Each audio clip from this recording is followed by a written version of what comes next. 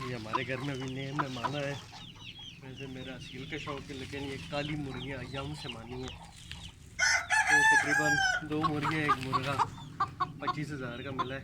जिन भाई से लेके आया हूँ वो 1800 का एक अंडा बेचते हैं।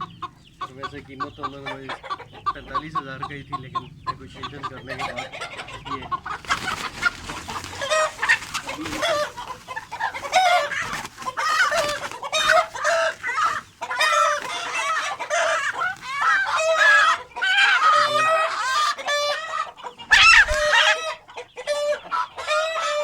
खाली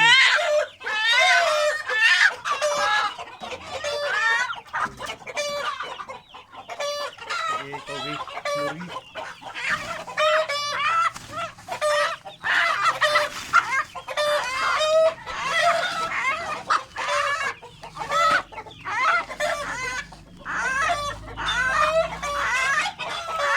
मुर्गा वहाँ पे आज़ाद रहते थे, यहाँ पे ज़रा फिलहाल 2-1 दिन रखेंगे पिंजरे में, फिर यहाँ के माहौल में आदी हो जाएंगे तो आज़ाद कर देंगे।